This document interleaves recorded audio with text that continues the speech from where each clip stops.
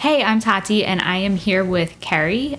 So she is a coach who helps digital solopreneurs transition from working online to becoming digital nomads. So today we're going to be talking about her experience with anxiety, along with her journey in regards to creating more time for self-care and balancing that with the responsibilities that she has in her online business.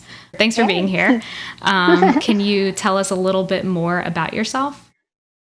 Yeah, sure. So I actually used to work as a waitress, and I would say I was probably one of the biggest hot messes that I knew, and no one knew about it.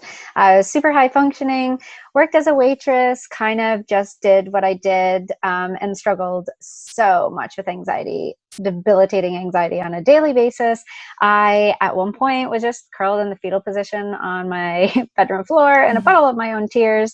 I got fired from my job and I broke up with my boyfriend and I had to move back with my parents and all this nonsense happened. And I just sat up and decided that I was the one that was responsible, the only one that was responsible for kind of my own happiness, and decided to make some changes, made a list of like where I was, where I wanted to be, and saw the things that were in the middle, started doing those things. I ended up booking a one-way ticket to Mexico, bought a laptop, told myself I was going to figure it out. I was going to be one of the exceptions. And yeah, started traveling full time, started working online, and it's just been a super journey. I've been traveling for 7 years, but only doing the digital nomad thing for the last year and a half.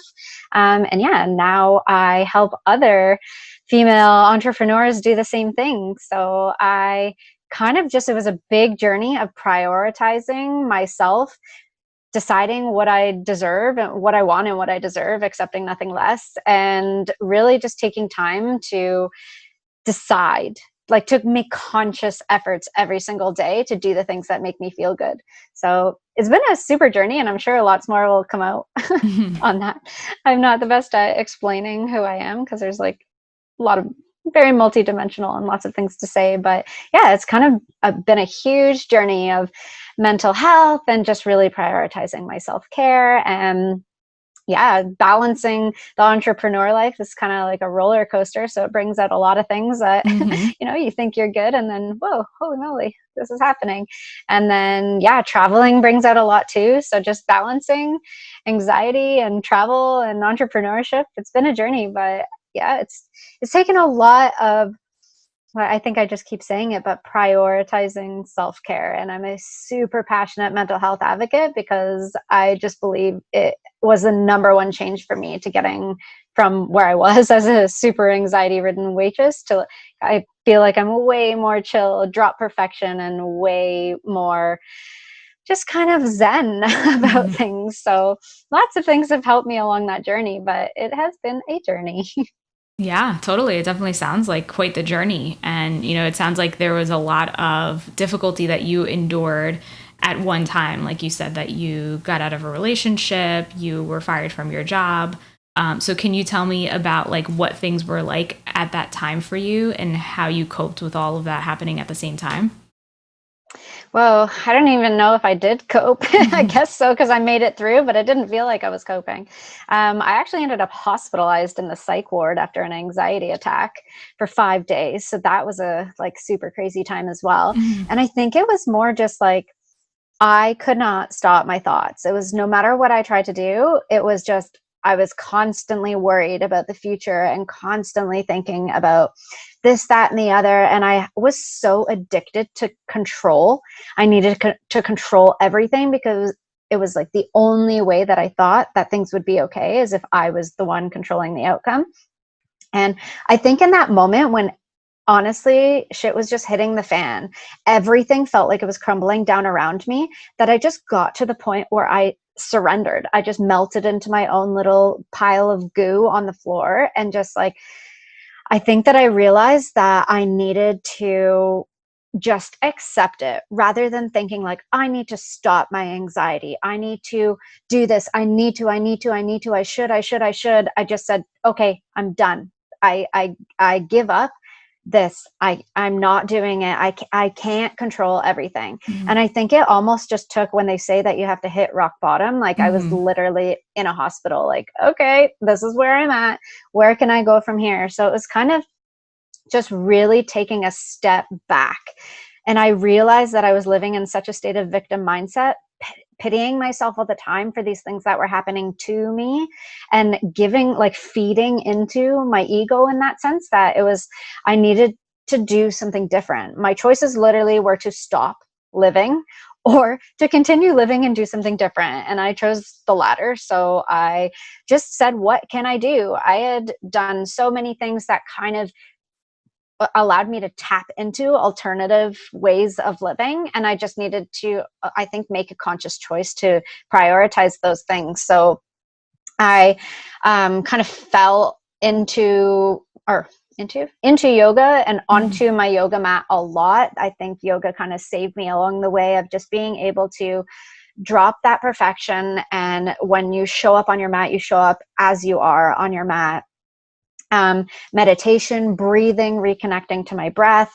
The whole yogi lifestyle is kind of more of a holistic lifestyle. So paying more attention to what I was putting into my body and onto my body, and hydration, and all of the things that I knew. But sometimes I don't know about everyone else, but I feel like those things just seem like a lot at the time too. If the rest of your life is falling apart and crumbling down around you, it's like, oh yeah, also I have to drink 2 liters of water today. Yeah. Like, it just seems like an extra thing. So I really just had to let everything go, or maybe not even had to. I just thought that that's what an option was for me at the time. Let everything go and just consciously bring back in the things that I knew were getting me to the way that I wanted to be. And that was a whole journey in itself. Like, I'm so miserable. Well, what do I want to do instead? I don't know.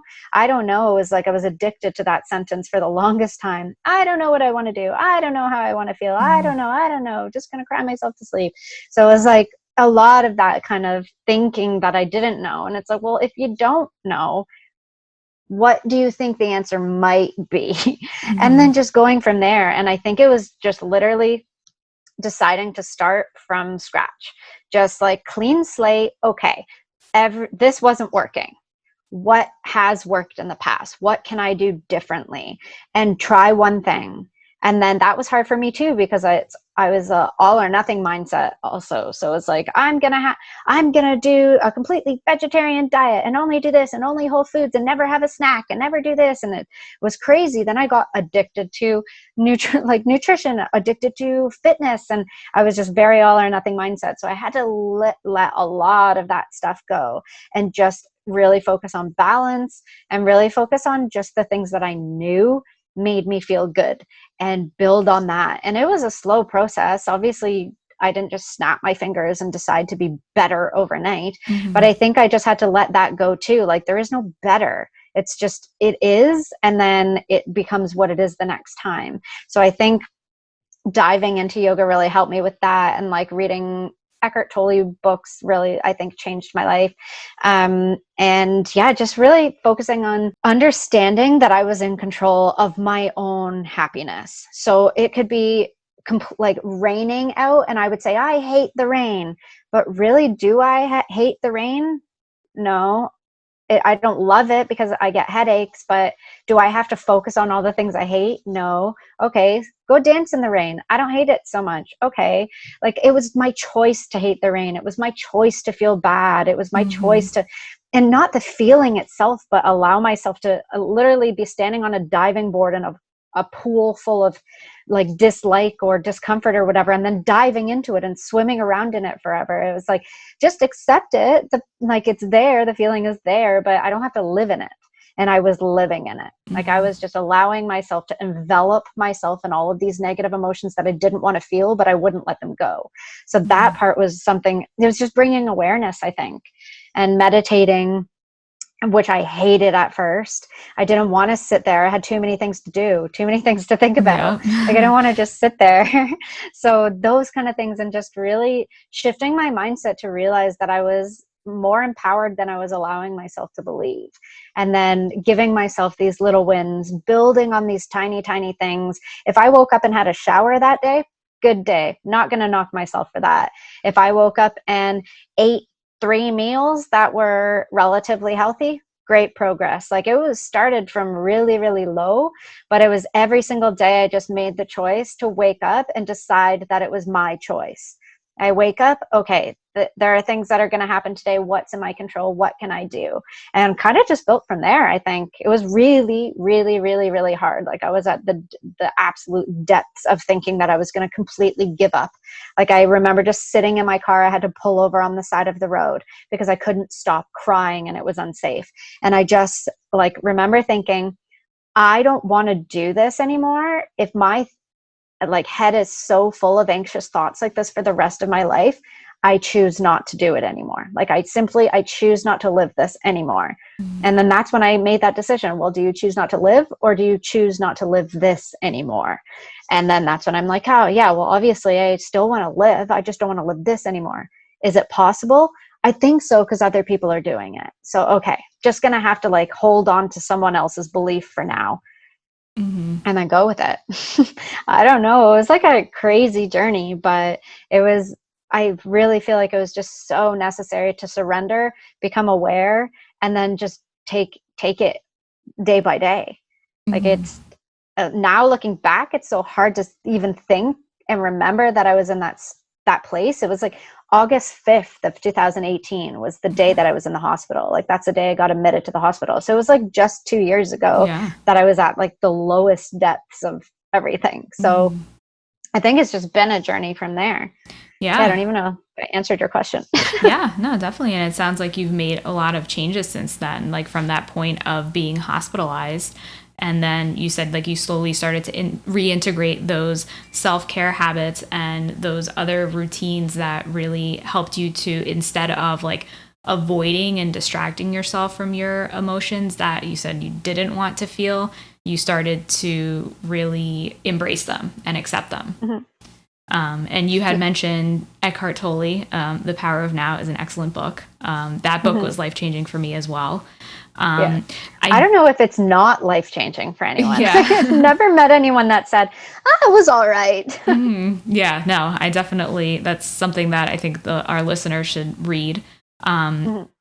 And, you know, I want to talk more about that point where before you went into the hospital. Because I think when you're at that point, even though you're struggling a lot, it can still be really difficult to seek out help or to realize that you need to make changes. So what was that like for you in that moment? I think it was really hard for me to admit that I needed help. Like, I kind of was in the position where I was taking care of other people. I'm high functioning. Everyone asked like, oh, you're so happy all the time. Oh, you're so good at this. You're so good at your job. We love working with you. You're always smiley and this, that. And like, I didn't want to, not that I was ever like ashamed. Maybe before, but at this point, I don't think I was ashamed of the fact that I was struggling. I've been very open with my mental health journey for several years now, but I think it was more of like, I felt defeated. I felt like I should be able to do it on my own.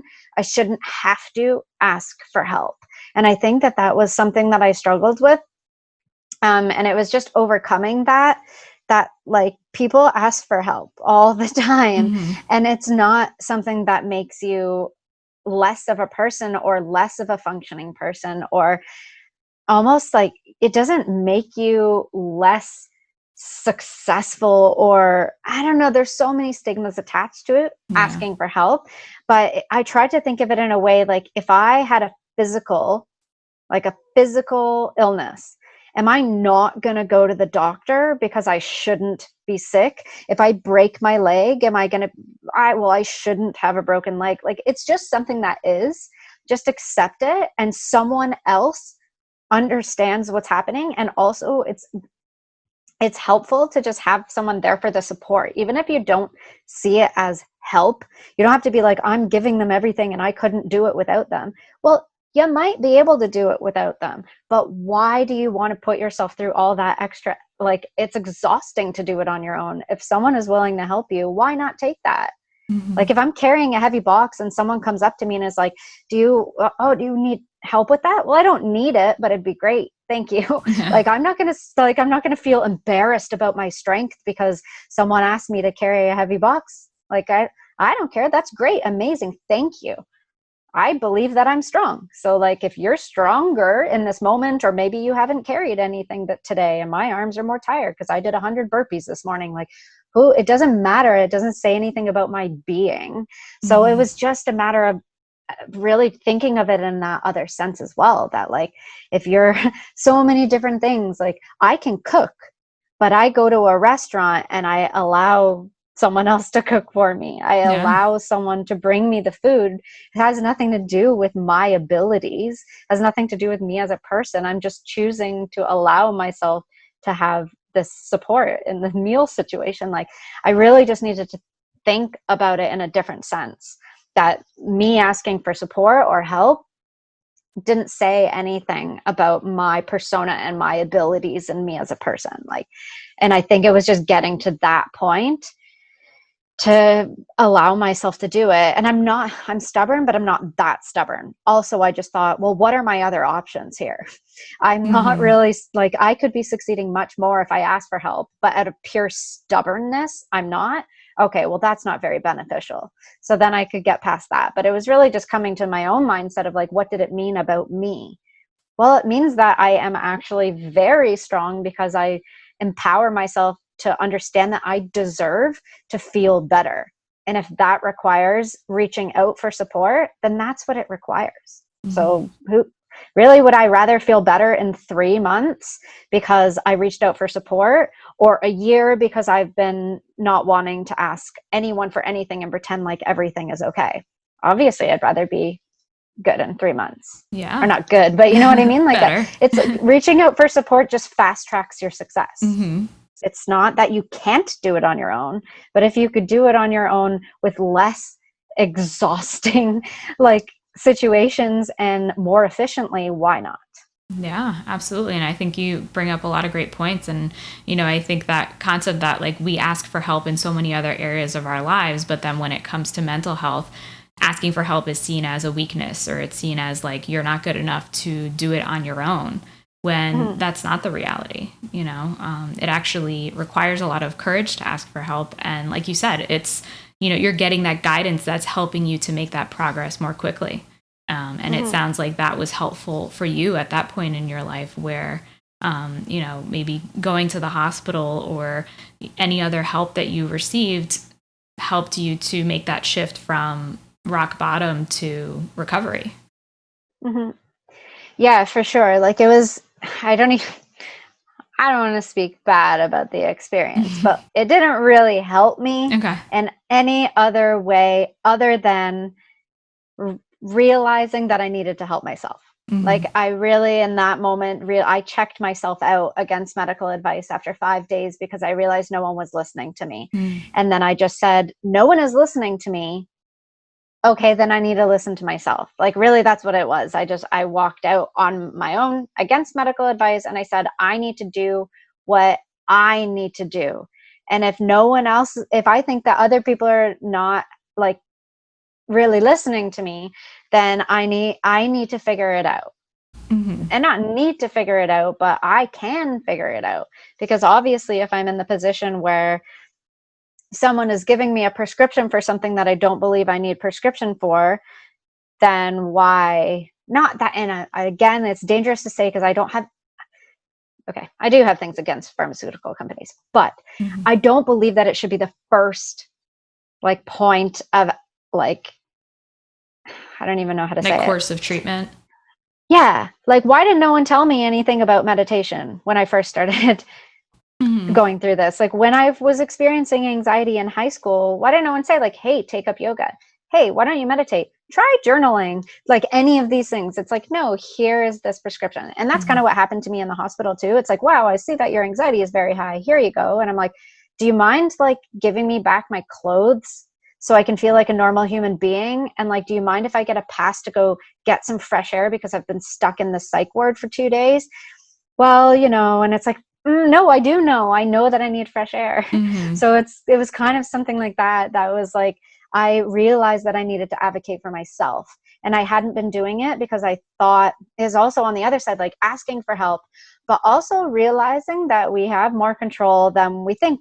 You don't give away all your power just because you ask for help. And I felt like I did that too. It's like, it was a problem for me in relationships. I think I was very codependent, that like I had to have it all together until I was in a relationship, and then I could let it all go. And then someone else would take care of me almost. Mm-hmm. And then that was a whole other side of it. So I think the hospital situation was very much like, okay, I need to figure out how to take care of myself, because I'm craving these certain things that I'm not getting because I'm not giving them to myself. No one else can give me, like, I can meditate anywhere, I can breathe anywhere. I ended up teaching a yoga class in the yard in the psych ward. Like, this is just like what I did. It was kind of like, okay, this is what is happening here, and these are the things that are important to me. So if I know that they're important to me, then I need to prioritize those things in my own life. And that's something that, like, someone doesn't have to give me, but I gave it to myself by realizing that I needed it in that moment almost, if that Mm-hmm. makes sense. Yeah, that does make sense. And, I want to touch on what you said about like medication and being in the psychiatric hospital. I think that speaks to the medical model or the medical approach of treating mental illness, that, when you go to a hospital, that tends to be the approach. And, of course, going to the hospital means that you may be a risk to yourself or others. And so that's the methods that they have. At the same time, mental health is multifaceted. And so, of course, there's nothing wrong with taking medication if you have to. And there's also that component, like you said, that, taking care of your own needs and looking at things like meditation and your thoughts and your fitness and your nutrition and your behaviors. Like, it's so, it's, I can't think of another word other than multifaceted. It's very comprehensive when you're looking at treating your mental health. And sometimes taking medication, it's not going to be enough. And it's really that self-care that comes in, that you've touched on in a few points. Yeah, and it's not like, I don't feel like it's not the answer, but I feel it's like you said, it's like, it's comprehensive. It's not going to be the only thing that helps. If you take like one pill a day, but eat like crap, never drink water, don't get enough sleep, never move your body, like all of these other things, that's going to have an effect on it too. So it's Yeah. more of I have like a more holistic approach to mental health, and like just general wellness. Like, I have a very holistic approach to wellness as a complete part of my day. So I think that that's what happened, was that I realized that I was being given a solution for one thing without the things that I knew that were important to me. And then I realized I needed to take a step back and think, okay, what do I actually want and need? And then bring those things back. So I think it's just very important to know that, like, there isn't one thing that's going to solve everything. Yeah. It's just being like, taking that step, reaching out for help. You're getting closer. You're getting more information. You're getting, even maybe it's temporary. Like, it could be 90 days of support with something while you build the foundations for the other aspects. Changing your whole diet and fitness and complete sleep schedule and job and all of these things, these are huge. So it's going to take time. You're not just going to wake up the next day and be another person and feel completely better. It doesn't work like that. So it's like, reaching out for support is the next step. And then you do the next step, and then you bring in this or let go of this. And it's kind of, that's how I feel about it. And like, I don't want to say, I studied like behavioral pharmacology and psychology in school. Like, so I know that like, it's also important. It just didn't match what I needed, but I figured that out from asking for help, reaching out for support, and really connecting with my own self and trusting that I was really the one in control of my own well-being. And I had that power. I needed some help in the beginning, or wanted, or gave myself permission to accept it. Like, maybe I could have done it without it, but like I said before, it just, why not? The help is there, the support is there, and I was fast tracked to the next step. And then from there, I took the next step. So that's what I think. Like, I think there's a place for most things, but I just view it as a holistic thing. Like, if I eat complete garbage for 3 days, I'm going to feel it in my mind as well. Yeah. If I like, there's just so many things that are connected. If I don't move, if I like stop exercising or stop moving my body completely, I can feel that in my mental state. Like, there are just so many things that matter. Mm-hmm. Yeah, absolutely. I'm hearing through a lot of what you're speaking about that you started off, you had said like a lot of it was like your phrase was, I don't know. And I can see that transition then went to trusting in yourself more. So how much do you think like trusting in the fact that you had the capacity to take care of yourself and to do those things that you needed was an important part of your journey?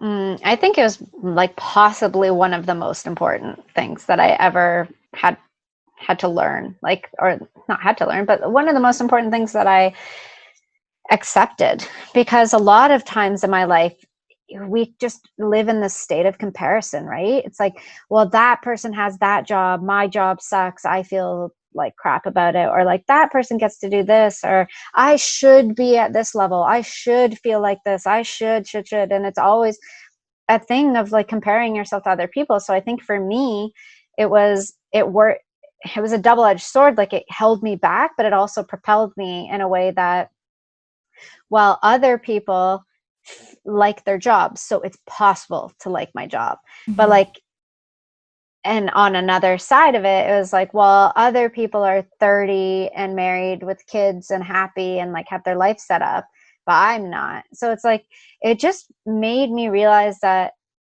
like, accepting that I was able to, I don't want to use the word control, but kind of is like, it was my responsibility to do those things, to step out of that kind of victim mindset and like having a little pity party for myself, realizing that. And it was shit. It was not fun to realize I was the person holding me back the whole time. Like, I cried a lot. Seriously. I started journaling, and I hated journaling at first too, but now it saves my life, I think.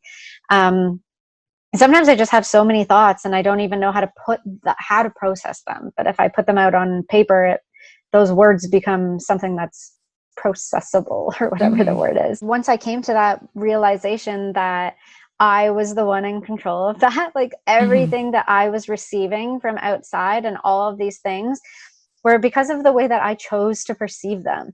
And realizing that was horrible. It felt so shitty to sit there and just like go back on all these things and like these situations I thought were bad and like all of these things. It was like my own fault, not my own. I don't want to say it like that, but actually it was. I chose to be miserable about that. I chose to do this.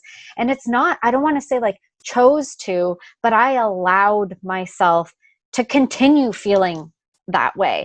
Like, it's like if you stub your toe, you can be like, ah, crap, and then move on from it. But you could bring that with you for the rest of the day if you wanted to. You stub your toe and it's like, well, that wall was there and I should have paid attention and now my toe hurts. And if you focus on your toe for the whole day, you will still feel the pain from the moment that you stubbed it. Yeah. But if you let it go and just accept it as a temporary situation that you stubbed your toe, I accept it.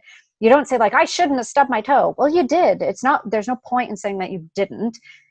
Or shouldn't have. You did. And then you move on from it. But we don't do that when it comes to our emotions. It's like, I feel this and I am anxious, and all of a sudden I'm anxious for the whole day because I keep telling myself I'm anxious.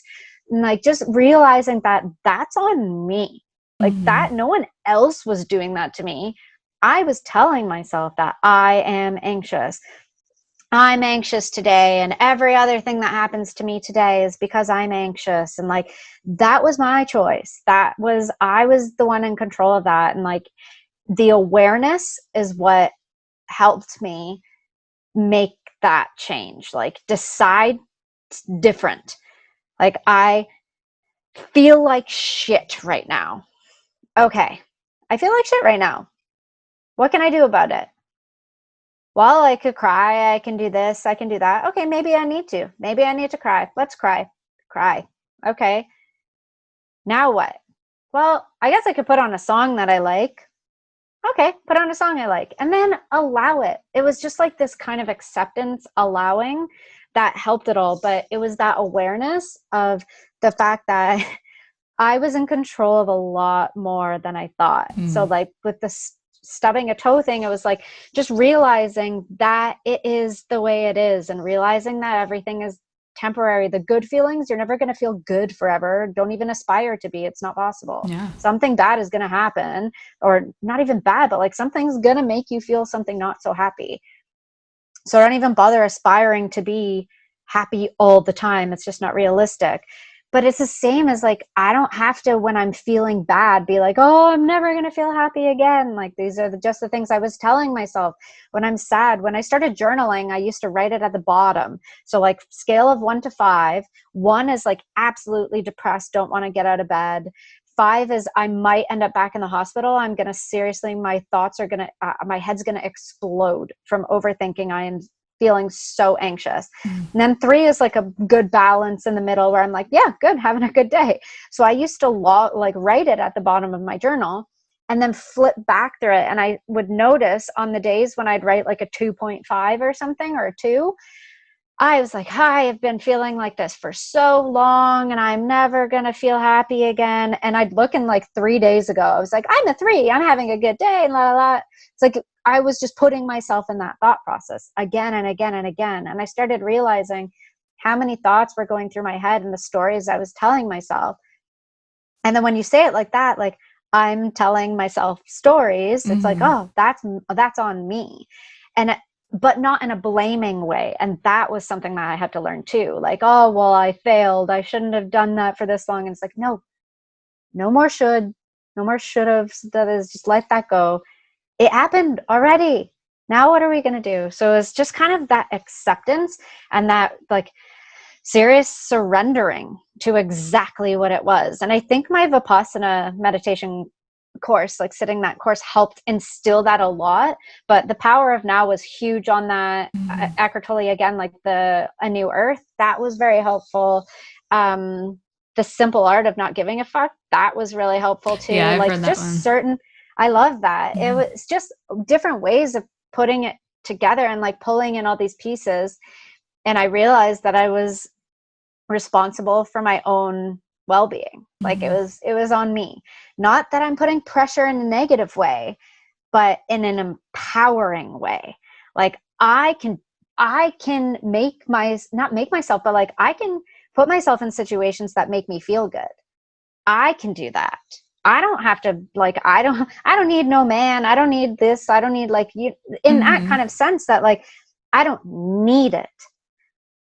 But it's nice to have people, surround myself with people that make me feel good. So it was just like empowering myself to know that I had all of this power. Yeah. Like, wow, I can do this. I can do this. I can do this. I can not do this. Saying no, like no is a complete sentence, everyone. No is a complete sentence. Once I accepted that too, it was just like allowing myself to first acknowledge where I was at, accept it, and understand, like empower myself to release it.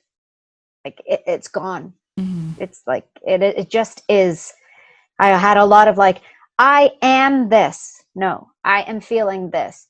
It is, or like it's this, like just accepting it as such a finite thing, and it's not. Nothing is. So it was like slowly building these kind of mentalities or perspectives. But the number one thing I think I would say is just like, and realizing that I was responsible for, in control of my own well-being, and releasing any negative or positive to that. Like I see it as a positive, which is an attachment, but I feel like the non-attachment thing was big for me. Like I am responsible for my own happiness. Doesn't mean that it's a bad thing if I wasn't happy before. It just means that I have that power now, today, and this, like I'm sitting on my bed leaning against this wall. This is time. This is the time. And then again, it's the time again in 5 minutes, and it's the time again when I wake up tomorrow, and it's the time again. It's just always that new time. So releasing that kind of like should, I could have, I should have, la la la, like it just didn't matter anymore. It was just, I am the one in control of my own reactions to things. I can't control everything, but I can choose if I let it penetrate into my like soul, if I let it completely enter my energy bubble. And yeah, I think that was huge because I feel like I really couldn't have done a whole lot with prioritizing my own self-care had I not thought I was capable of doing it. So I think that really was the starting point for me. Yeah. And so it sounds like it started off really difficult for you. Like when you realized that like you were responsible for your reactions to things and how you were responding to things. And then you learned how to, like you said, acknowledge that, accept it. And then like I heard in there as well, like not making judgments about your emotions or about your thoughts or about your experiences, but just recognizing them as being there and, you know, looking at them neutrally. And I think a lot of times there's, like you had mentioned, that all or nothing thinking or the shoulds or the coulds or, you know, all of those ways of thinking really result in suffering. And that's something that, like you said, like you had control over and that you were able to learn that through the reading that you did. It sounds like meditation and yoga. Like, are those the things that really helped you to realize that? Yeah, I think definitely those are the external things like that I was able to do and allowed, like gave myself permission to prioritize those things. But I think a lot of just like making sure I was getting the right nutrients and staying hydrated, because we're trying to do all these things with our body and then expecting our body to be good without letting it be so. And like I think it was just a very holistic, like I couldn't practice yoga if I didn't eat, say Yeah. at 6 p.m. If I hadn't eaten in the day, I couldn't go and practice and be in a good headspace about it because I hadn't eaten. So I had to be good to my body, and for my body to be well, I had to be good to my mind. And it was just like a holistic thing. So everything kind of pulled together. And I wouldn't say like one thing helped more than the other, but I think travel for me was really important too. I definitely had a huge pity party for me several times on this journey, like for myself. But I think that just like so many experiences I had, like traveling, I missed my flight to Indonesia. And that was just me as a control freak. Like, what am I going to do? I don't know what I'm going to do. And like, is it in my control to still get on that airplane? No. So I literally just stood at the check-in counter. I'm like, what are my options here? Okay, this, and this. Okay, I do this. And I just realized that like, whoa, I was so powerful in that situation. Like I allowed myself to accept the situation, decide that there was only certain things I could do about it, choose my reaction, and then continue on. And rather than be upset about it and all of this, I just was like, wow, I got to stay in a hotel for the night because I missed my flight. They're putting me on a flight first thing in the morning. Okay, do you have a hotel with like a bath in it? So I went and they gave me the room with a bath. I jumped on the bed, had a pillow fight with myself. Don't know how it's possible, but I made it happen. I'd been sleeping in hostels and dorm rooms for months. I'm like, I'm going to treat myself like a queen. So I went and like just laid on the bed. I rolled around. I slept like a starfish. I had a bath. I listened to music. I got some wine and just had a good night about it. And that could have been a really shitty situation. That could have been terrible. I missed my flight. I had to pay for this, but I just chose not to do that. Like I have like so much power in this situation of how to react to that. So I think just all these situations like yoga and meditation and breathing and getting back into fitness. Like I used to work as a personal trainer, so it's weird to me to say that I would fall off of it, but things just seem so much when you have an all or nothing mentality. I can't be 100% dedicated to 17 different things. It's just not, I don't have enough energy for that. So I think like all of these things, and my sister says all the time, like, how did you just decide to move to Australia? Like, I seriously can't even express how much of a like just giant uptight ball of anxiety I was. And I just said, I'm booking a one-way ticket to Australia and I have no idea what I'm going to do. I didn't even know where I was staying, like nothing. I rocked up to Australia and like, I need to get a bus somewhere. And I figured it out. And that it was just such an empowering way for me to understand that I wasn't a little helpless person, and I wasn't a completely like isolated, I don't need no help person. I had no problem saying like, hello, I just landed in Australia after like a 27-hour flight. I'm very tired and I don't know where I am. Do you know how to get to this bus station? Yeah, actually, here, come on the bus with me. I don't want to be like, no, I'm a strong, independent woman. I don't need your help. Like, I could really use your help. Sure, I can figure it out, but you're already going. So yeah, I'm going to accept your help. And like situations like that. And then I also realized like, okay, I can't control everything. The bus, next time the bus broke down on the side of the road, and like, I don't know how to fix a bus. So like, am I going to be upset about the bus breaking down? No, I don't know how to fix a bus. Yeah. So like, it's just situations like this, I think, really helped like exposing myself to these situations, but understanding that like, I don't have to give away my power. I get to stay in my little bubble of energy and solidify the fact that I get to keep it, and I choose when I give it away. And like, in these situations, these are just like, this happened over, like, I moved to Australia in 2013. This is like a lot of years of travel for me. But it like really, when I came back in 2018, which is the hospital situation, was like really big for me, that was kind of the solidifying moment. So it's been a huge, like a long journey. I think mental health in general is never like, oh, it's been 6 months. Like, Yeah, no. no, it's like usually this manifests over time.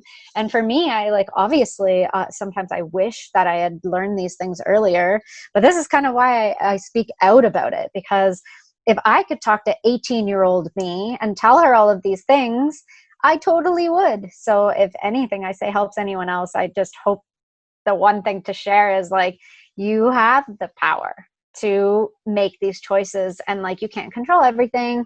You can control some things, and like, there are things that can be done when you prioritize yourself and your self-care to get yourself to where you want to be. And it took me a long time to learn that, so hope that I can help someone learn it a little faster. But yeah, I think that these are the things that helped me a lot, is really just giving, I allow myself, I give myself permission to go to yoga. I went to yoga one time and just cried. I just laid on the floor and cried, but I didn't feel bad and tell myself I was a terrible yogi because of it. Like, it's just what happened. And like, on Monday, I was having a really off day. Like, I had been traveling and visiting friends for 7 days. I went into the city, like into Toronto, and visited a bunch of people, like a bunch of friends I hadn't seen. And I haven't been in Canada since 2018. I left in November of 2018. And you're originally from Canada. Yeah. But that's in November of 2018 is when I moved to Mexico, or like booked my ticket to Mexico. But yeah, so like 7 days, I was all over the place. On Monday, I was like, wow, I feel so anxious right now, but also so exhausted. And I feel so anxious right now and so exhausted. What can I do about it? And like, didn't let myself get wrapped up in it, but no way it didn't happen overnight. That was not a thing that I just decided to do. Like, I definitely had to work on that for a long time, but allow myself to work on it for a long time. Yeah. Like, just not expect to snap my fingers and all of a sudden be like this chill Zen person, like walk in the situation and like, I don't know, it happened. Like, like much more non-attached to things. And like, it just has become so much easier for me. Things break. My sister broke my website yesterday. Everything's gone. Oh, no. I was just like, I'm sure we can find like a backup. If not, we start from scratch. Like, like literally zero, like no worries about it at all, because I trust her. She's good at that. I trust that like, this is just whatever. I don't know. It's a website. I'm not going to ruin my life about a website today. So like, figure it out. And it's just become so much easier for me. But 2 years ago, I was not like that at all. So it's been a journey, but yeah, I think the number one thing was just realizing that I hold my own power and I don't have to give it away. I think. Yeah. And, I think it's really powerful that you're willing to share your story and advocate for mental health, because I think that there's a lot of people that can probably relate to a lot of the experiences that you've been through. And, what I'm hearing is that what's helped you is, you had mentioned like traveling and, getting out of your comfort zone.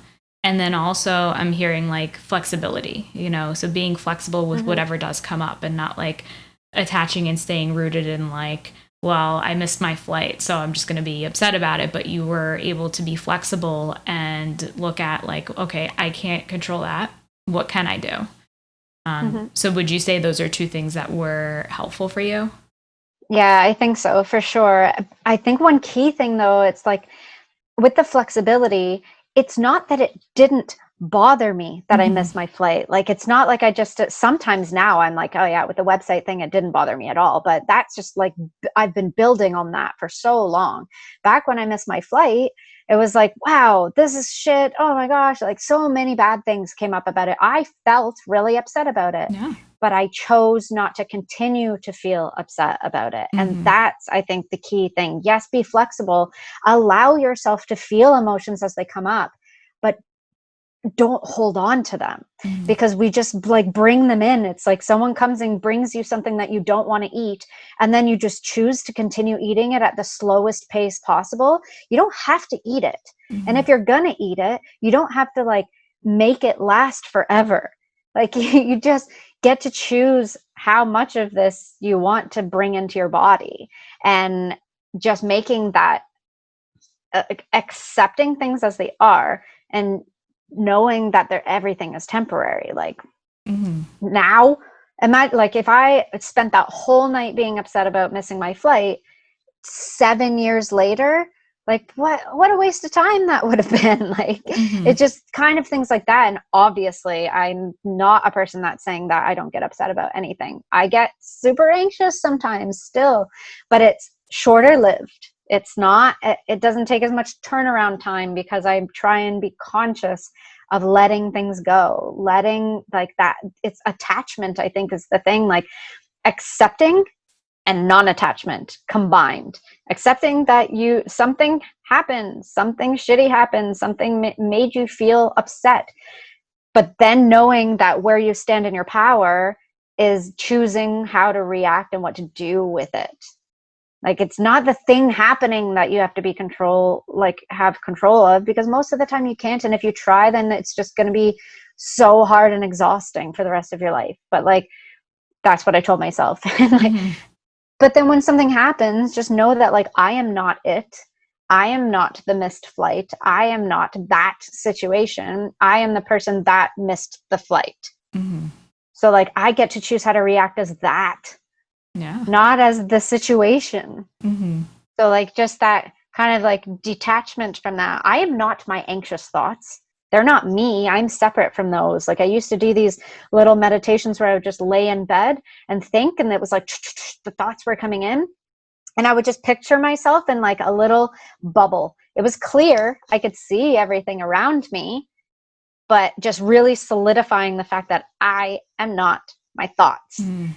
They're there, and then I could just point and be like, thought, thought, thought, thought, thought, thought, thought, thought, thought. And then it became like a game almost after a couple months. This is not like after a day. It was like after a couple months of doing this, it became almost like a little game where it was just like thought, thought, thought, thought, thought, thought, thought, thought. And then, oh, okay, I'm still here. Like, I didn't get dragged into it. I didn't dive into the pool of the thoughts. They're there. Okay. Thought about this. Brain dumping helps. Like, so many things. It was that like standing in my power, and then the non-attachment to the things. And then non-attachment to words, non-attachment to feelings, non-attachments to situations. Like, and I'm still working on this. I'm not like a Zen, like living in the Himalayas, like just meditating all day. Like, I live real life too, but like, these are things that really, really helped me, I think. Yeah. So yeah, flexibility, non-attachment, like empowering myself, I think. So I'm hearing that it's really a regular practice, and I love that meditation or that visualization that you described with the bubble, because I think that can be powerful to not attach to those thoughts, because it's easy to get caught up in them, and then like you don't realize like, how did I get here? How did I get to this point of thinking like that the world's going to end? And so that can be a really powerful practice. And so I want to switch gears to talking about self-care. And can you tell us what self-care means to you? Um, that's kind of, I feel like that should be such an easy question to answer, but I think it just means like accepting where I'm at and doing the things that make me feel good and the things that I know benefit me. So to me, it looks pretty similar most days, but on some days it's finding a balance of some things more than others. I usually wake up early, like at 6 o'clock with no alarm, just kind of like pop out of bed. But self-care to me means that I sleep with my phone on airplane mode. I don't wake up and look at all of my messages. I don't even look at my phone. Like I'll journal, have a hot tea. I really appreciate slow easing my way into my mornings. Before I even get out of bed, I say 3 things I'm grateful for. I lay in my bed and kind of just focus on a part of my body that feels really good. And this process happens fast because it didn't used to happen fast. I had to set an alarm that said 3 things you're grateful for. And that's how I remembered to do it. And now it's a habit. But I kind of do these things and put myself into this mindset and like say things to myself in the morning, like, I choose to have a good day, or I am abundant, or something like that. Like, what a beautiful day to be alive. Like the first, actually, just saying this out loud, I forgot that I used to do this. But I used to, when I was working a job I hated, set my alarm and then my alarm would go off and I'd be like, no. And I realized, holy moly, like, how is that a way to start your day? So I just switched that. And when my alarm would go off, I'd say yes. Wasn't very enthusiastic. Just instead of no, I said yes, like, yes. I'm miserable about it, but still, yes. And then that slowly changed to like, yes, yes, yes, yes. And then it kind of made that switch to just pretend. Just pretend, fake it till you make it. Your body actually will make yourself feel happier if you smile, because the association with those muscles in your face makes your brain feel like you're happy. So it's just going to automatically produce those chemicals for you. So like doing that in the morning really helped. And then, yeah, doing the things I'm grateful for, even if I couldn't think of anything. I'm grateful that I have a blanket. Like, honestly, I was so miserable when I started doing this stuff. It is not easy, and it's really hard to get out of that mindset that things aren't good. And I get that it's really hard, but it really helped me to continue it, just keep doing it. And like, I have a blanket. I'm grateful I have clean drinking water. I'm grateful, I guess I have a shitty job, but at least I have money. Like, honestly, just say anything. This is how I started my gratitude practice, like the real way. I don't know if anyone's capable of just like starting a gratitude practice and feeling like a blissful Zen yogi. It's not me. Like, I started very resentful of these practices that now help me so much. And journaling, I hated it. I would fall off of it and like, I don't want to journal. I have nothing to say. Yeah, right, Kerri. You have lots to say. You just don't want to write it down. Yeah. So like, just, okay, Kerri, write 5 sentences. I have nothing to say. I have nothing to say. It's really cold out. I have nothing, whatever. Write something. And eventually I allowed myself to start writing things. So I think when I say these, like, my morning routines, it all sounds so like, it didn't start like that. Like, this is just what I do now. And yeah, so I think that's kind of self-care to me. That's kind of my morning routine. But throughout the day, I know things that make me feel good are like staying hydrated and drinking lots of water. So I just do that. I carry my water bottle around with me. I know that eating like nutritious whole foods makes me feel good. I know that eating often helps me feel good, because I don't know about anyone else, but if I'm hungry, people say hangry, but I just get anxious. I don't get angry. I feel like the world is falling apart. Everything is happening. I'm never going to get anything done. All of a sudden I'm like, okay, yeah, it's because I didn't eat. So eating often, moving my body in a way that feels good. If it's like around my period, I'm probably not doing high intensity like interval training. Maybe I'll do like a restorative yoga practice or something, like just giving myself the things that make me feel good that day. On Monday, I was feeling a little bit more like I was feeling anxious, but also really low energy. So I didn't expect so much of myself. I wasn't going to come up with the world's best invention that day. So I did some things that helped me move forward in my business, that make me move forward like in my personal growth. So I journaled, I kind of like did a couple of the things I mentioned already. And then I allowed myself to just chill. I watched Disney Plus with my sister. Like that's what I did. But didn't feel bad about it. It wasn't the most productive Monday, but then Tuesday when I woke up, I felt better. Had I pushed myself through the day and did all the things that I feel like I should do, I probably wouldn't have felt very good on Tuesday. Yeah. So that's kind of what self-care means to me. Just like taking care of myself in the ways that I know make me feel good. Mm-hmm. In whatever way that looks, in different ways on different days. Yeah. And so it sounds like it's kind of assessing where are you today and not judging yourself if you need a day of watching Disney Plus. Because I think, especially if you struggle with like high functioning anxiety, putting pressure on yourself, like there's that guilt that can come up like, well, I should be working or I should be doing more. But then that just adds to those negative thoughts and those struggles. Yep, exactly. Like for sure, I struggle with that for so long every day, especially being an entrepreneur. Like you're running your own business. It's great. The flexibility is so awesome. You don't work a 9 to 5, but when do you work then? 24 hours a day, 7 days a week? Like no, that's not how it should work, but it's how it feels sometimes. Like oh my gosh, I can't go to the beach this day. I can't take a day off. And it's like, why not? I should be working. Why should I? Okay, allow myself this time off, these like time not to stare at my phone. Put your phone on airplane mode at 10 p.m. because that's a good time.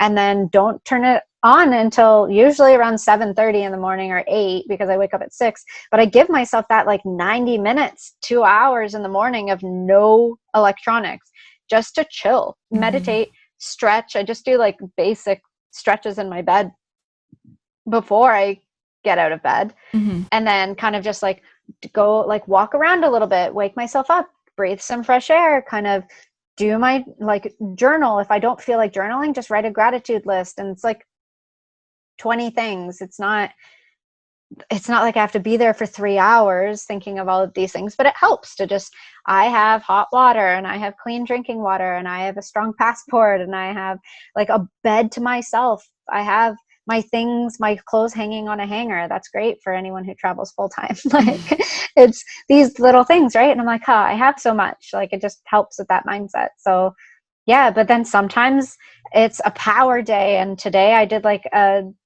40-minute cardio, high intensity interval training circuit. Like that's what I did today. But I think on Monday I did like a 20-minute, maybe 5 restorative yoga poses. Like it was, but that's just what I was feeling and just kind of flowing with how I was feeling.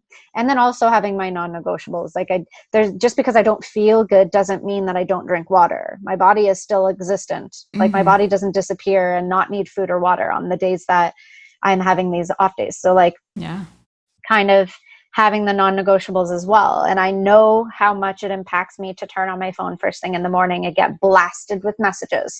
If I'm not in a state to be receiving other people's energy, it's going to come right inside of me. So I just wait until I'm kind of almost prepared. Like I wake up and make sure that I have my energy bubble, like I don't want to say boundaries because that's a recent thing for me calling it that, but I go into my energy bubble and realize that I'm inside there and everything else is outside. Everything else is outside. So someone talking to me, that's outside. This happening, that's outside. That noise, that's outside. Situation, outside. Work problem, outside. This drama, outside. Like I'm still exactly where I am inside that bubble. But if I don't establish that bubble and I'm still kind of in a daze and like waking up and turn on my phone and someone messages me and I'm like, oh my gosh, the world is falling apart. But it's not. It just feels like that because I haven't like recentered myself. So I think, it's going based on what I feel in the day, but also having non-negotiables because I know no matter what, they're going to benefit me and make me feel more the way I want to feel than if I didn't do them. Yeah. So it sounds like some of that structure and routine is helpful for you, like to maintain those boundaries with your energy and protect your energy. And, I'm also hearing there's certain habits that help you to focus on what's going well instead of ruminating over, what could go bad or what happened yesterday. You're focusing on what do you have right now and how can you take care of yourself right now. Yep. Yeah, and that's a weird kind of thing for me too to think about, because I wasn't like that always. I really like dwelled on things. I was felt anxious more often than depressed, I think. Mm-hmm. So I was more forward focused and worried about the future. But when something bad happened, I was my own worst enemy, and I could build a full on like castle around myself to trap myself in there with that shame and guilt that I put myself on, really intense. And I think now that just being able to accept it and just accept the way that it is without attaching any guilt or any emotions, any reactions or whatever to it really helps. Mm-hmm. Like, I think that's a really big thing, a big shift that I made as well. And just in general in the day, but yeah, having these kind of, I think I flew, because I was still very all or nothing mindset, that I flew from being like a complete control freak to caring about nothing. Mm. And then I kind of found my way back to being balanced. And I don't know if I would recommend that to everyone, to like sell everything you own, book a flight across the world and just go and don't have anything figured out. Like, I don't know if I would recommend that necessarily to everyone. Mm-hmm. It's just how I did it and I made it work for me. But like, I could figure out some better ways to do it for anyone if they want that. Like, don't do what I did. Mm-hmm. But I made it a little bit more difficult for myself than it needed to be.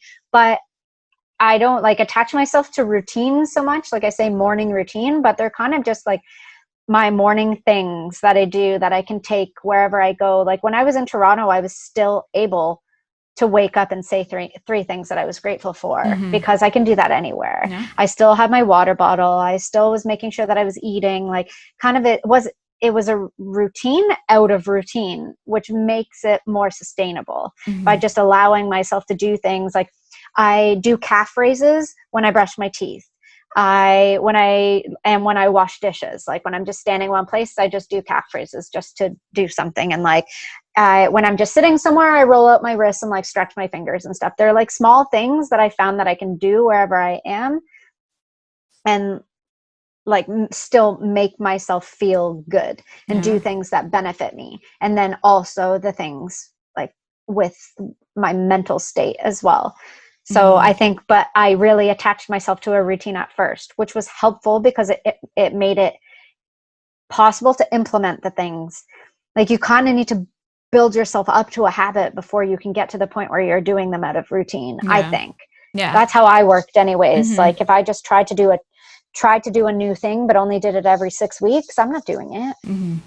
I'm not going to ever remember to do that. Yeah. And that's human nature too. That's how habits are formed, because habits are really just those automatic responses that happen. And in order to build up to things becoming automatic, like the same way you brush your teeth every day, you don't have to think about that, hopefully. And so, you know, it's do it now. Yeah. So it's something that the more that you do it and you stick to that routine, like you said, in the beginning, it's going to be something that you're more having to force yourself to do in a way, or make yourself more accountable. But then after a while, it will be something that becomes automatic. And it sounds like that's what's happened for you. And that's helped you to maintain that balance. Mm-hmm. And just realizing that it wasn't going to be automatic as soon as I wanted it to be. Mm-hmm. Right? Like that was something that was really hard for me too. Well, why can't I be in a like workout routine? Why am I not already doing this? Why can't I be one of those journaling people? Why can't I? Like that was just pointless. Mm-hmm. I will when I am. It's just the only way that I'm going to get there is by doing it today. And then if I do it tomorrow and then the next day, then maybe it'll get there. But I definitely won't get there if I don't do it today. And then that's really all there was to it. Like just, okay, like coming to these stories and then coming up with either an explanation, a counter story, or something, but it all came with the awareness and acceptance of like the present moment. You can't build on something that doesn't already exist. You can't find a solution to something that doesn't exist. These things all need to already be in existence, accept them to be able to move forward. Like I don't know. It's just so, it feels like such a weird concept to explain because it's just so ingrained in my own head, but I couldn't I couldn't do something if starting from the future, and I couldn't do something from the past. I couldn't be there anymore. I can never do that again. It was there. Like that was that moment.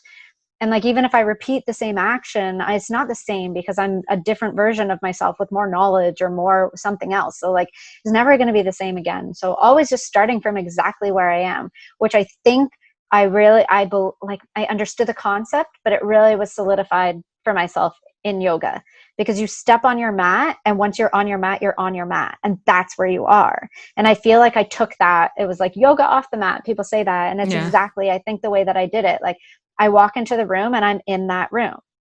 I walk here and that's where I am. I sit here and that's where I am. I make a decision from where I am. And I feel like it's easier for me. Obviously, I'm not perfect at doing this, but it's much more of an awareness thing. And I think that that's the key, is like that awareness of where you are, and awareness of like awareness and then acceptance. You can be aware of something and deny it, and then that's not helpful either. But like awareness of it, accepting it. You're allowed to say like, I feel so shitty right now. Great. Accept that. Declare that. I feel so shitty right now. You need to know that before you can move out of it. You need to know that before you step out or step forward or progress anywhere from where you are. If you're not even aware that you feel like shit, you're going nowhere. If you aren't even like, if you're just, I feel like shit, I shouldn't feel like shit. Okay, you're denying the fact that you do. Like, just, I feel like shit, I feel like shit, period. Okay, then you can go and do something from that. And I used to say that. So I'd walk through my house and I'd just be like, I feel so overwhelmed. And it's like, okay, now that I feel overwhelmed, what am I going to do about that? But if it was just like, I should do this and I should do that and I should do that, okay, that's really hard to get anywhere from that place. So acknowledgement, acceptance, period. And then continue on from it. Like, it doesn't need to be anymore. It doesn't need to have any more attached to it from that. Yeah, I just love that. Moving from that. I don't know. I don't even know if that makes sense. I don't think I've ever tried to verbalize that before. No, that makes sense. Okay. At least I understand it. Okay, well. You shared a lot of awesome stuff, like, you know, and I think I can definitely resonate with a lot of things that you said. And, you know, I think those are important points that a lot of people don't realize, you know, like it's those shifts that like you get stuck in your way of thinking and seeing things. And, you know, I think you brought up a lot of great points that were helpful for you that are going to be helpful for others in getting out of that. I think just sharing it maybe will be, put it out there to like, for people to resonate with. And that's kind of the point. That's why I've been such like a passionate mental health advocate for so long, because I realized that when I was stuck in my own anxious thinking, my own like state of anxiety, that I felt like I was the only one that was in a state of anxiety. I felt like I was in my own world of suffering and no one understood and no one did this. And maybe no one will understand exactly where you're at, but it doesn't mean that you're alone and that no one's ever felt anything similar. And like, it feels a lot better to say things out loud. So that's why I kind of just, all right, well, I'm not a shy person anyway, so I may as well just start saying these things. The only reason I didn't was because I didn't want to make people feel uncomfortable. Like I didn't want to make people feel bad for me, or like have a like pity me, or make it feel like they needed to say sorry and like, how can I help? Like, you don't need to help. I'm just telling you that I feel anxious. Like it's good. I'm just like declaring this out loud. And when I say it out loud, I can't deny it anymore. So yeah, I feel like that's why I feel like I have no problem sharing so openly about it. Like, so I'm good. Yeah, no, that's awesome. I'm glad that you share. And I think like one thing is that you mentioned that sometimes it can be uncomfortable. You don't want to make the other person uncomfortable when you're sharing about your mental health. But I think that's a great point, that like sometimes it's just getting it out there, and the other person doesn't have to solve your problems or give you some life-changing advice, but it's really just, sometimes you just want somebody that's going to listen. Yeah, exactly. And just, it's the same kind of concept as journaling. It's like, with anxiety, it's usually have a lot of thoughts in your head.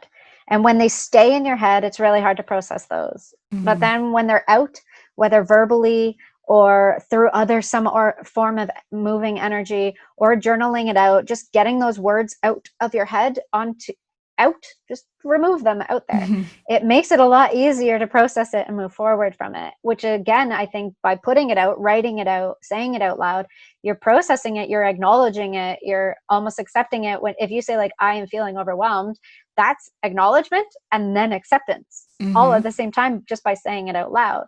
When keeping it in your head, it kind of swirls around in there and who knows what's going on, right? Yeah. So I feel like that's why it's helpful to say it out loud to people without expectations on either side. That like, I don't expect people to solve my problems, and I hope they don't expect or think that I expect them to, or expect to be able to solve it. Like, it's not a thing for me anyways. Like, of course I can say, hey, do you mind if I like bounce something off of you and you Mm-hmm. let me know what you think? Then there's, yeah, sure, okay, then that's like a more communicated way of doing it. But it Yeah. doesn't always have to be like that. It's just is sharing and processing, accepting, acknowledging, like all the things. Mm-hmm. Yeah, totally. Love it. So what I want to do is ask you 2 questions I'm asking each guest. And the first one is, what helps you to cultivate calm from within? Oh, um, I think just like a potpourri of everything I've been rambling about, like Mm-hmm. all of the things, just accepting that I have the power to do so, first of all. Like, it's not, it comes from within, so therefore it's already there, and I just have to tap into it really by doing all of these other things that allow me to kind of quiet the noise from the outside and recenter, reconnect to that part, which comes from taking care of my body and taking care of my mind and really being tapped into my own energy through self-care and through awareness, through mindfulness. And yeah, I think that would be my answer. Yeah, Like all of great. those things based on the umbrella of taking care of my mind and body and soul. Mm-hmm.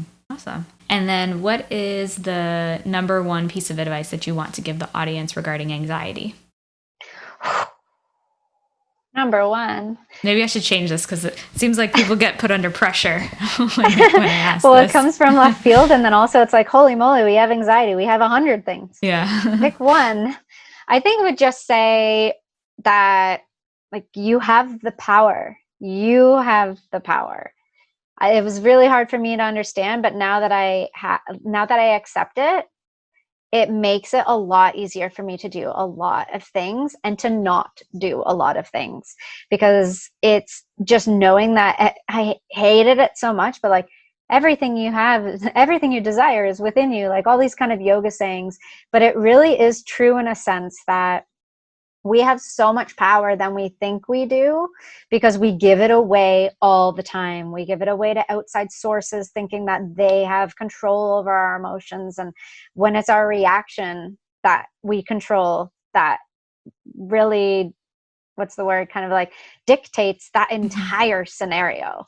And we have so much power in our own mind, like of our mind, when for the longest time I thought I was in reverse, like my mind controls me. Mm-hmm. But that's not the way that it works. Like, Yeah. you are not your mind, maybe is a good one for anxiety. That was a really big one for me to accept. Like, you are not your mind. You have power within you, and you are separate from your thoughts. Because Mm-hmm. I remember that being a big thing for me, and I keep forgetting that because it's not anymore. But that was huge for me, just that realization, like, you are not your mind. Mm-hmm. And then from there I was able to do all of the other things. But until I realized that, like, I am not my thoughts, I am not my mind. Like, the sentences like, I am anxious, I am upset, I Mm-hmm. am, like, I am not those things. Yeah. So like that realization and accepting that, like, awareness, mindfulness of that, acknowledgement, acceptance of that simple fact, maybe that's that. The Mm-hmm. one thing, it's like, you are not your thoughts, you are not your mind. Mm-hmm. I think Yeah. would be the biggest thing, because I think that was probably the starting point of everything for me. Mm-hmm. Yeah, that's a powerful Read shift. Eckhart Tolle, The Power of Now. maybe that time. Yes, I second that one. So, can you tell us, because I know that you are a coach for female entrepreneurs who are looking to become digital nomads. So, can you tell us more about your services, how you can help people that are interested in learning more about that? Yeah, I love it. I'm so so excited that I get to do this literally for a living now because it is my number one passion. I combined like mindset things and travel and put them together, and I started working online myself, and it just opened up so much for me to be able to live this life of freedom. So I have a coaching program called Purpose and Passports, two very close words to me, and I help female solopreneurs who are in the first couple of years of online owning their own online business or working online in general to learn how to do the nomading part of digital nomading. So I feel like there was a huge gap in people learning to work online, got that sorted, but then what's the next step? How do you actually do it without everything falling apart and dropping the ball on your clients and like shit hitting the fan? How do you actually do that travel part of it? So that's what I help people with, and I empower these like female entrepreneurs that want to actually live out the freedom part of starting their businesses. So I love that I get to do that all the time. And speaking about how to travel on a budget and how to like, where's the Wi-Fi in the world? Like just all the things that I love so much about travel, and being able to give that information, like literally pick my brain and give that information to female entrepreneurs who I honestly, the world would be such a great place for like badass boss babes to be like traveling the world and doing what they love.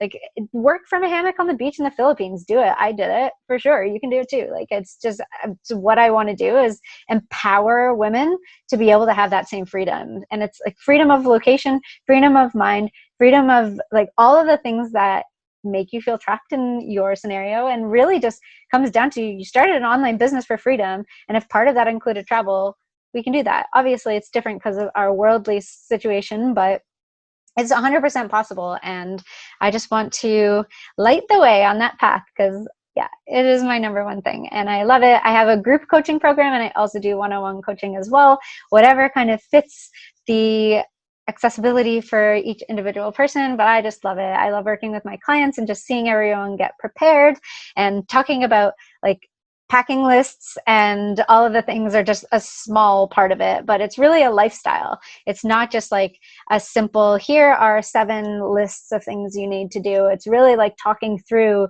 how to get on a train overland from Malaysia to Singapore, and like how to actually survive. Should you stay in a hostel or Airbnb?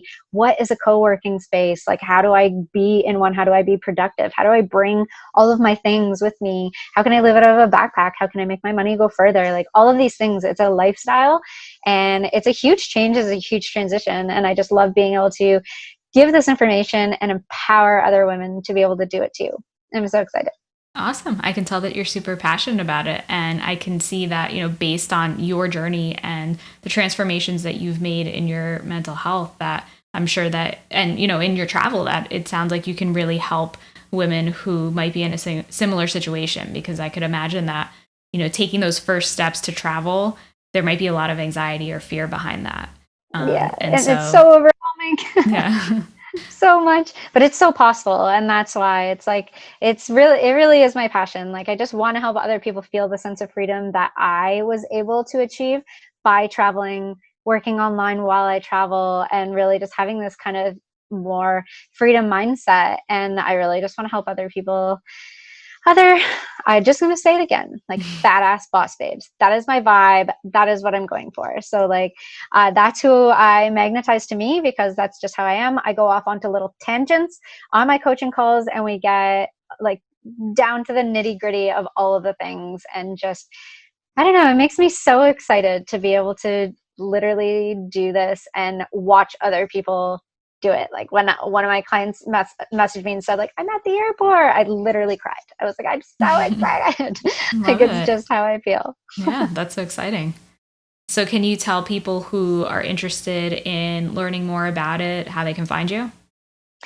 Yeah, I pretty much live on Instagram, honestly. So I'm always around there. So Facebook as well. But Instagram, you could definitely message me on there, follow along. I love to follow along other people's journeys as well. And yeah, DM me on Instagram probably is the quickest way. And then we can hop on a chat and just see. Like, I'm a no pressure person. So it's like, if I can help you, I want to help you. If I know of some other way to help you, I will definitely direct you. Like, either way, like, I know who I can help, and I really want to help like these like female entrepreneurs be able to travel, do that part of it. But I am just all about empowered women empowering women. So Instagram, I'm there. And yeah, Awesome. I don't And know. what's your handle on Instagram? It's at Kerri, Kerri, with love, OM with love. Okay, perfect. And And maybe it's hard to understand. I'll also be putting in the show Okay, notes and cool. the description on YouTube. Yeah, perfect. All right. Well, thank you so much for joining me today. This episode was definitely packed full of information and tips that I know that people will find helpful. Thank you so much for having me.